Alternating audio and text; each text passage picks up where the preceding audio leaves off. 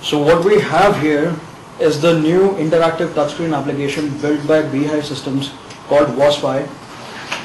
We have 4 mockup templates just to give you an idea of what can be achieved with this application.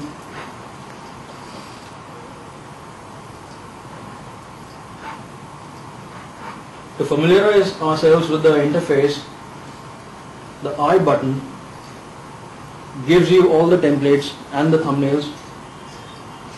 The button that says B gives you the option to change the icon shape, the color, the texture. As you can see, different icons being placed on the interface. The button that says O gives you different options to shuffle through the templates.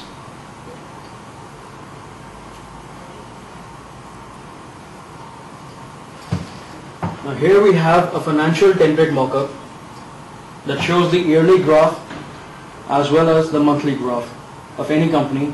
Plus we have a button on the tap of which it shows you the data. You can switch through different companies and different types of data. You can have the yearly graph again. And as I make a simple gesture, the template unloads. And I can then move on to another design. Now here we have a template that shows you a very simple application of the interactivity that we have accomplished. The button that says M stands for mouse gestures. The default options that you have are R for rotate, T for translate, and S for scaling. I'll just go ahead and tap on the R for rotation, and I can immediately see the rotation effect on the plane mesh. Within the mouse gestures, you can toggle through zoom, pan, and rotate, which is the common gestures. You can also toggle through a pencil mode just in case you wish to demark a part of the graphic. You can have different color options. If you press hold, you can also have size and opacity controls for the pencil. Very similar to the pencil, we also have the brush option with the same parameters.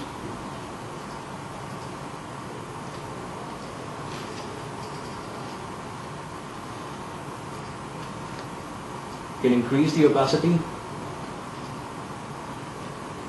and demark the areas that I wish to. Now the X button over here clears the scene. Other than the brushes, we also have an arrow,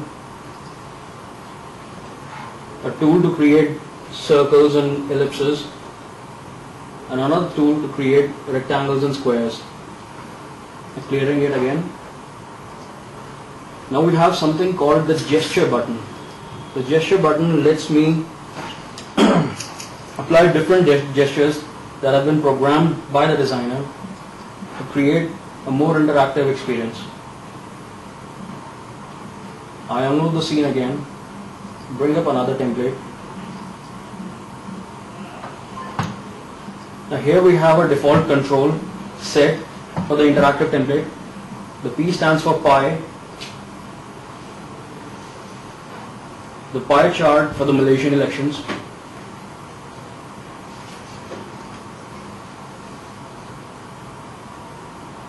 I can see all the data for the election, and then I also get a control to revert back to the original state. As I tap onto it, the template goes back to its original state. I click on M here, which stands for map, and I'm immediately taken to the map mode.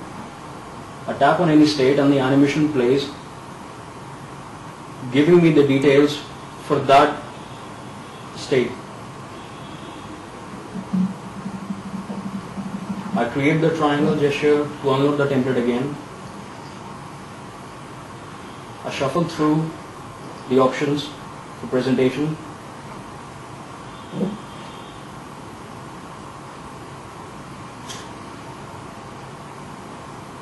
And I open up a template for the US presidential elections, a mock-up of it. Now click on gesture, which stands for, I click on the G button, which stands for gesture, and I click on the map button. and immediately I'm presented with a map of the United States and two buttons along with it. As soon as I tap on them, I get the demarked versions of the states showing me the Democrat hold and the Republican hold. I can then click on any of the states and get the state information. I can also swipe through this control that I have and switch to different forms of data that I have.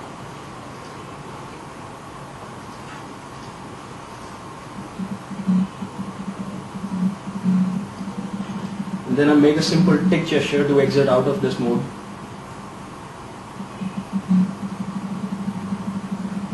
I can go back to the mouse control. I can select rotate, and I can rotate my control over here to bring the pie button in front. I tap on G again, which stands for gesture, and I tap on the pie button, which shows me the state hold in the form of a pie graph. I click on the red part of the pie, and I'm immediately shown the percentage that John McCain holds. I can make another simple text gesture, and the template reverts to its original state.